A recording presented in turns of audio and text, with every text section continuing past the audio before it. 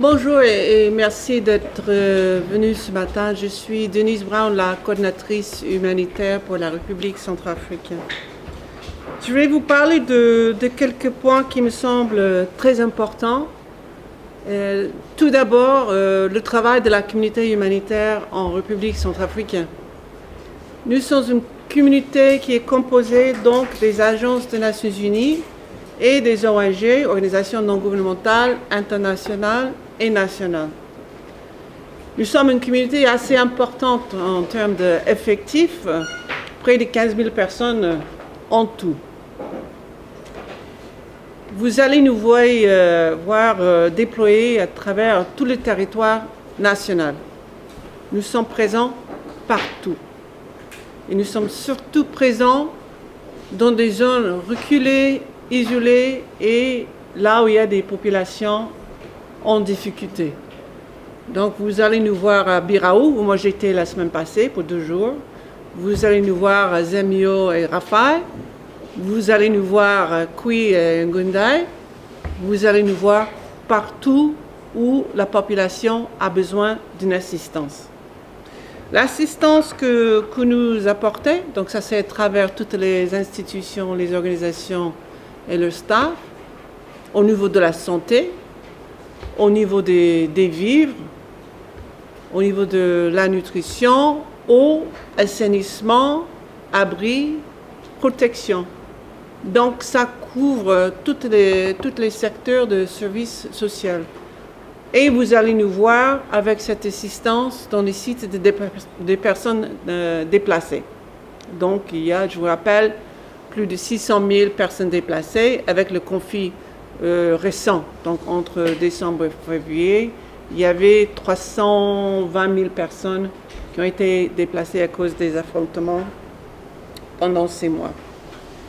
L'année dernière, donc en 2020, nous avons pu mobiliser, parce que nous, on doit mobiliser notre argent. On doit aller demander auprès des États membres. On a eu 370 millions de dollars américains. Donc ce sont des sommes importantes qui sont utilisées par ces organisations pour soutenir la population. Et bien sûr, moi, je voulais souligner que surtout à travers mon bureau, mais aussi à travers les différentes organisations et institutions, nous travaillons en collaboration et coordination avec le gouvernement, notamment Madame le ministre des Affaires humanitaires. On a joué un grand rôle l'année dernière et on continue de jouer un grand rôle au niveau de la réponse pour la lutte contre la propagation de Covid. Au niveau stratégique, au niveau de la coordination, au niveau de la mise à l'échelle de la réponse dans des régions, on était présents. On était aussi présents pour transporter des échantillons des tests qui ont été faits au niveau des préfectures et sous-préfectures pour les ramener à Bangui, là où vous avez les 2 laboratoires. Parce que la communauté humanitaire bénéficie d'un appui extrêmement important d'un système qu'on appelle UNHAS, United Nations Humanitarian Air Services. Donc, en RCA, nous avons 5 avions, un hélicoptère, et c'est un outil qui facilite l'accès de nos collègues à avoir accès à la population. Donc, c'est quelque chose d'extrêmement important pour nous. Le conflit du mois de décembre, janvier et partie de février a touché tout d'abord la population. Vous avez vu les mêmes réactions que nous, la population qui a peur, qui prend la route en anticipation d'une attaque ou pendant ou après une attaque. Bon, là à peu près 340 000 personnes qui ont pris la fuite, la moitié sont maintenant rentrées chez eux. Mais pour ceux qui ne sont pas rentrés, ils sont en brousse. Et là, nous avons une difficulté. Notre plus grande difficulté actuellement, c'est d'avoir accès à ces populations qui sont en brousse, qui sont sur les axes, qui demeurent quand même difficiles pour nous au niveau de l'accès. Donc ça, c'est une inquiétude extrêmement importante pour nous. Aussi, on sait que des populations qui ont fui, ils ont perdu des stocks de vivres qu'ils avaient à la maison, ils ont perdu des outils de travail ils n'ont pas de semences. Et nous avons la saison agricole qui va arriver. Nous voyons une convergence de facteurs. Une convergence de 3 facteurs. D'abord, le conflit, l'impact sur la population. Deuxièmement, c'était l'impact de Covid, parce que pendant des mois, le gouvernement était obligé de mettre en place des mesures pour protéger la population. Et donc, les écoles étaient fermées, les bars, les restaurants, donc ça diminue le salaire de ces populations. Et on voyait en même temps, à cause des difficultés sur les frontières et le mouvement des camions et l'arrivée des biens à Bangui, une hausse de prix. Et nous avons eu, en fin 2019, début 2020, des inondations très importantes, si vous vous rappelez bien, au niveau de Bangui. Et donc, des milliers d'hectares de terres agricoles ont été perdus. Donc, avec ces 3 choses ensemble, nous voyons que la vie quotidienne devient de plus en plus difficile pour la couche de la population qui a un travail, une vie, une journée très précaire. Et donc, en termes de chiffres, nous faisons, tous les 3 à 6 mois, nous faisons des études sur la situation de sécurité alimentaire. Cette étude nous montre, et on l'a fait avec le gouvernement, cette étude nous montre le nombre de personnes en difficulté actuelle et le nombre de personnes qui pourraient être en difficulté dans 6 mois. Et cette étude nous montre classe dans des différentes catégories. 1 à 5. 3, c'est crise. 4, c'est urgence. Et 5, c'est, je vais dire, extrême urgence. Nous sommes actuellement dans une situation où nous avons 500 000 personnes dans cette phase 4, donc d'urgence, qu'on avait anticipé pour le mois de mai.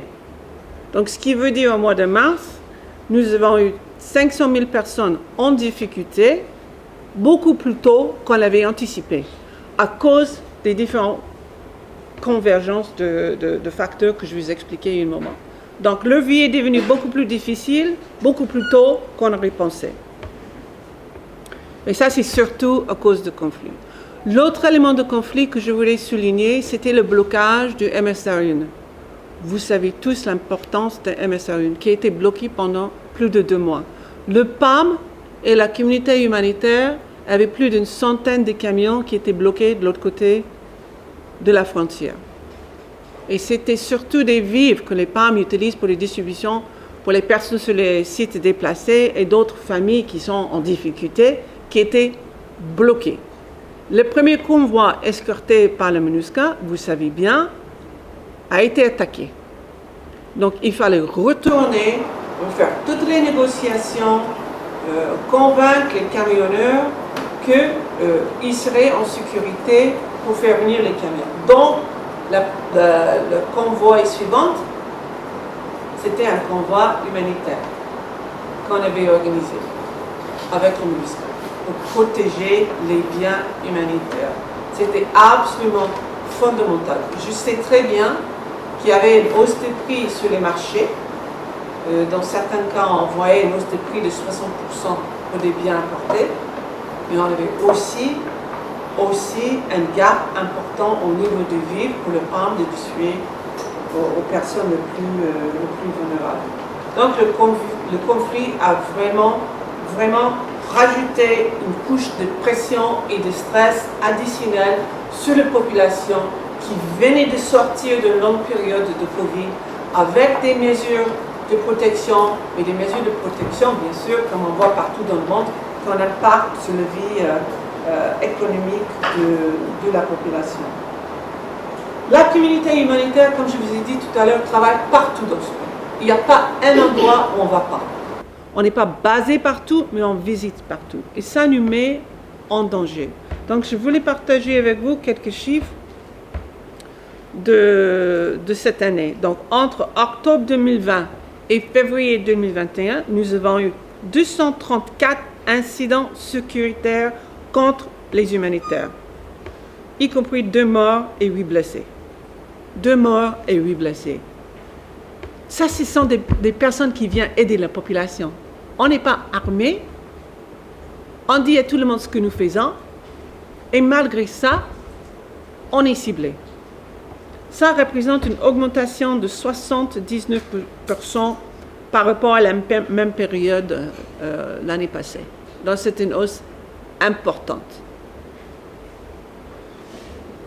Je voudrais aussi vous parler d'un incident grave à Bakouma il y a une semaine. Les travailleurs humanitaires. Notre responsabilité est soutenir la population. Soutenir la population, sans aucune discrimination. Bakouma, comme vous savez, a tombé entre les mains de CPC. Et notre communauté... C'est bon? Notre communauté humanitaire n'a pas pu avoir accès pendant une longue période. Donc à la première opportunité, on est parti là-bas pour aider la population qui a le droit d'être assistée. On travaille en transparence. On travaille en transparence. Les groupes armés savaient qu'en partait. En arrivant, il y a eu des discussions difficiles et des menaces. Et à la suite, à la fin, on a eu la chance, personne n'a été blessé. Mais on a perdu 8 véhicules. 8 véhicules ont été volés. 8. Je vous rappelle que chaque centime que nous recevons, on doit aller demander d'une bailleur de fonds. C'est pas comme si l'argent va tomber du ciel. On montre à la communauté des bailleurs de fonds notre capacité, notre détermination, notre responsabilité, notre redevabilité. Et ensuite, les groupes armés sont venus voler ces véhicules. Je vous dis, il n'y a aucune collusion entre la communauté humanitaire et les groupes armés. On est obligé de dialoguer avec ceux qui sont sur le terrain. On est obligé, pour notre protection, de dire on passe, on vient ici. Nous donnons la même information aux FACA et aux forces de la MINUSCA pour éviter des difficultés. Ça, c'est notre responsabilité. Mais je voulais être très clair. On est redevable à la population. On est là pour ça. On doit être là où la population est. Et je voulais exprimer ma frustration totale, mon colère que la communauté humanitaire a été harcelée, intimidée par le groupe Bakouma et que nos véhicules, nos moyens de travail ont été volés. Si vous enlevez des outils de travail et des biens de la communauté humanitaire, vous êtes en train de voler de la population. De la population. Donc, dans certains endroits, on est obligé de supprimer l'assistance tant qu'il n'y a pas de garantie que les travailleurs humanitaires seront laissés en paix pour travailler. Nous avons besoin d'une libre circulation. Nous avons besoin de nos outils de travail. Nous avons besoin que tout le monde comprenne ce que nous faisons. Et vraiment, je voudrais que ces attaques qu'on voit dans les médias cessent. Vous mettez aussi en danger les personnes qui sont venues ici soutenir la population. Il faut respecter le droit international humanitaire. Merci beaucoup, c'est tout ce que j'ai à dire. Merci.